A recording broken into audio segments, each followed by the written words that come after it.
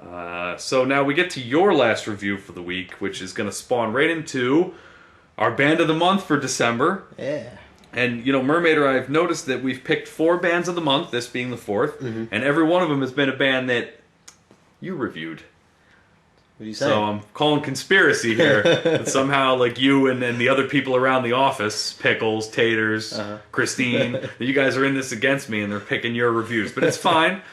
So, Murmaider, as usual, you get to unveil who is the band of the month.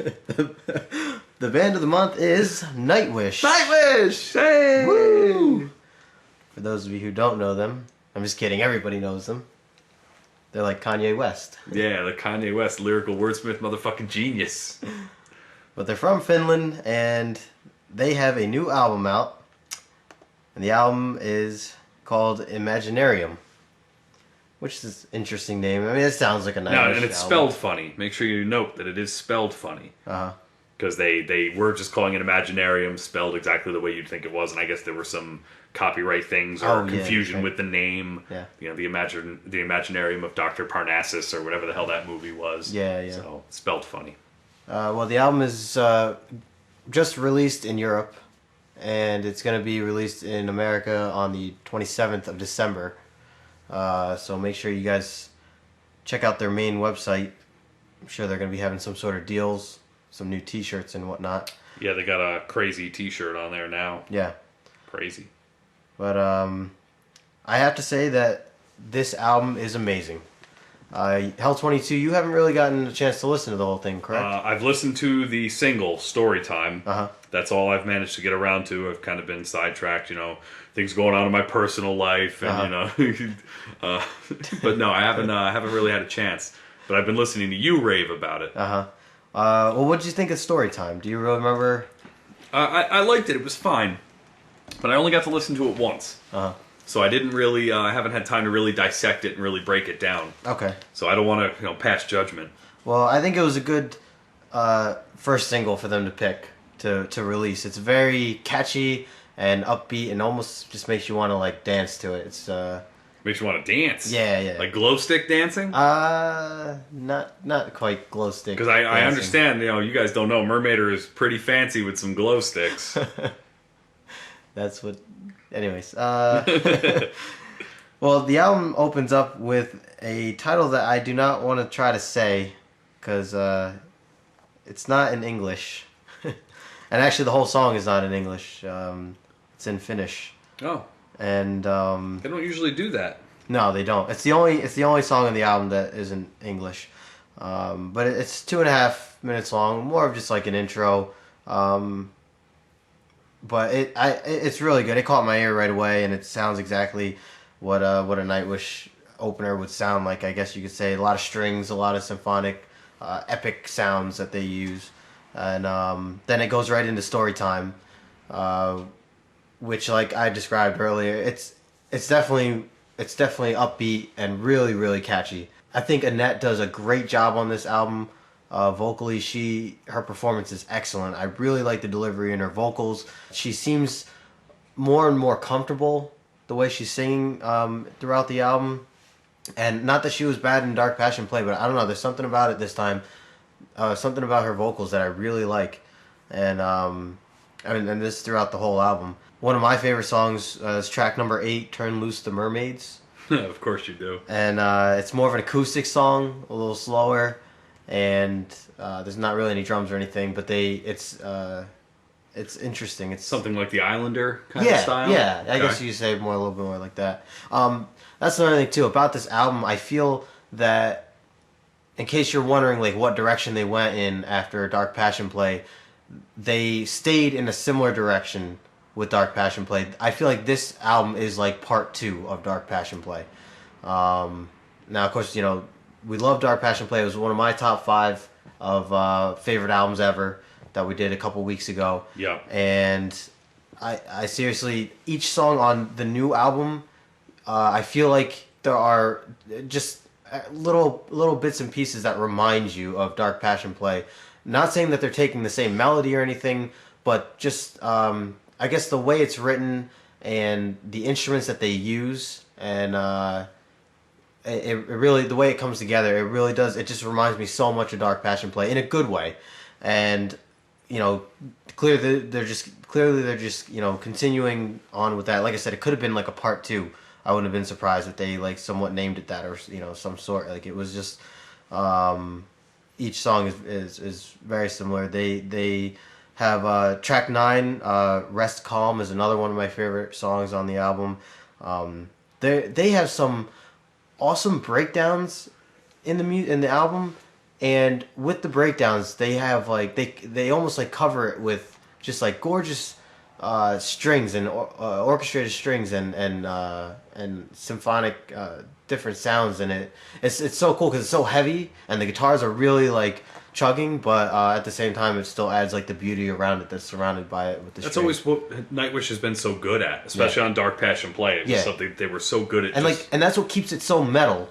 Even though keeps it metal. Yeah, I mean, as opposed to just being compared to like Evanescence or something, or just a goth band, they are clearly metal, especially with this. And a lot of the drumming is awesome. We've seen these guys live before, and you remember the drummer, how into it he was. He always looked like he was biting someone's finger off. Yeah, like his head was like tucked into his shoulders, and he was just going crazy.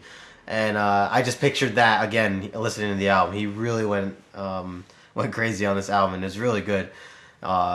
And again, the double bass pedaling was just insane. The fills in between breakdowns and whatnot, they were just incredible. They had some great solos, also keyboard solos that they have going on, and a lot of different interesting sounds that they use. They're all over the place. It's not just your basic, guitar and bass and drums and whatever. But I really enjoyed the album. It's definitely, honestly, it's up there.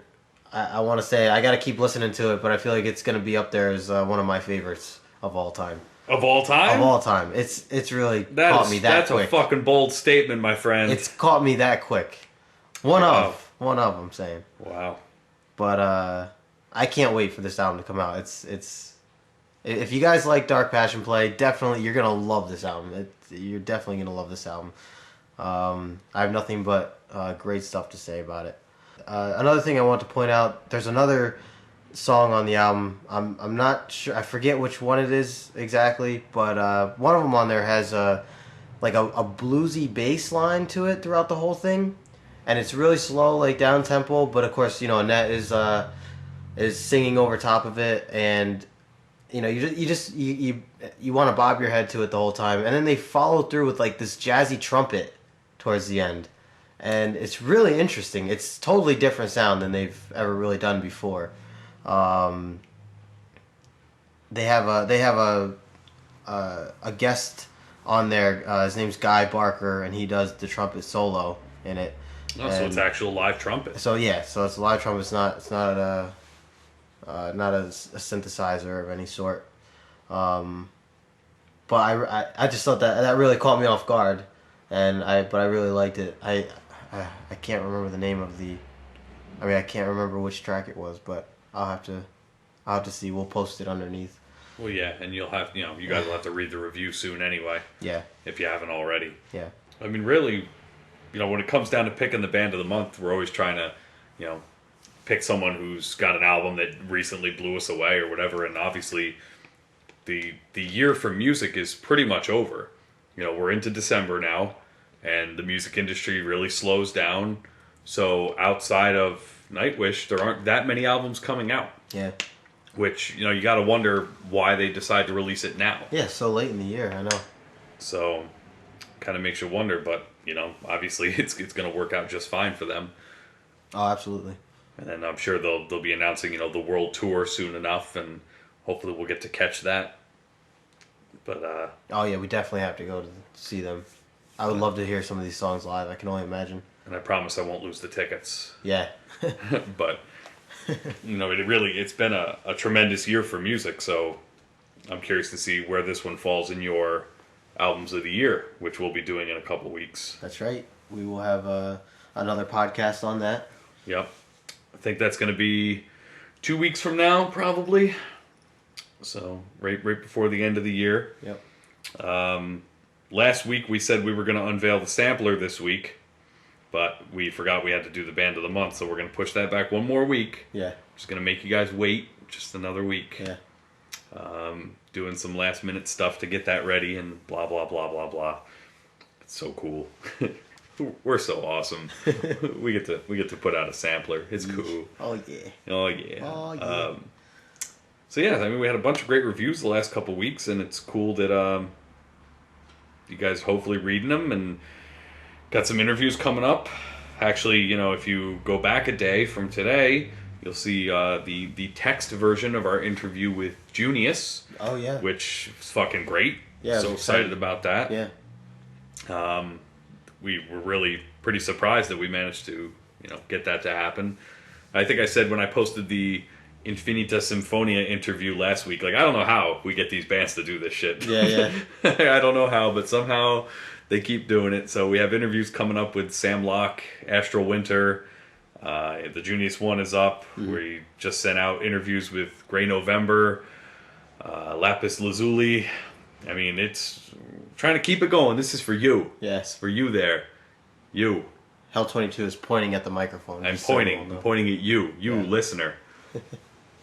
So, you know, I would have said, you know, if we were into this whole giving thanks on Thanksgiving thing, I would have gladly mentioned that, you know, we're thankful for the fact that all these bands waste their time doing interviews with us.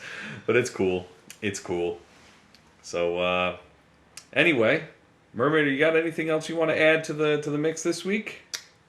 Just make sure you guys are still listening to Light and Darkness Radio. Oh, shit. Yeah, that's right. He just played the entire new Nightwish album front to back. Yep. That's awesome. He's also a big fan of Nemesis and Crom, if I'm not mistaken. Yeah, that's cool. You know, you're never going to be disappointed when you listen to Light and Darkness Radio. So you should really be doing that all the time. Oh, yeah. Oh, yeah. Giggity, giggity. Yeah, so make sure you keep reading all the interviews, and you know, it's awesome. I mean, it's not that awesome, actually, but it's kind of awesome. We're back on Google+. They've officially launched the, like, business pages. We had a page on Google Plus for about a week, and then they banned us because it was supposed to be personal pages only. Whatever. We're back on Google Plus, so make sure you like +1 all our shit. That's you know what I'm saying? Sorrow Eternal on Google Plus. You can search us by email address, sorroweternalblog@gmail.com. I think, are we both on Google Plus? Yeah. Yeah, we're both on Google Plus. Good luck finding us, though. You'll never find us. Yeah. You can follow us both on Twitter. We don't say anything good. Yeah, I don't really talk much on Twitter. Usually I only tweet during big sport events. Yeah. Because, that's what we do when we're not... this is the fun thing about us that you guys don't know. When we're not dissecting metal albums, pretty much all we do is talk football. I'm a little more well-rounded in sports than you are. We're going to be playing Madden, just a little later on. We're going to be playing Madden. Murmaider is going to be horribly beaten in Madden, but... That's neither here nor there. So, thanks for listening to yet another rambling, nonsensical mess. Next week we'll unveil the sampler. I'm not going to promise anything, but I'm telling you that's the plan. We'll have a bunch more great reviews and some other shit.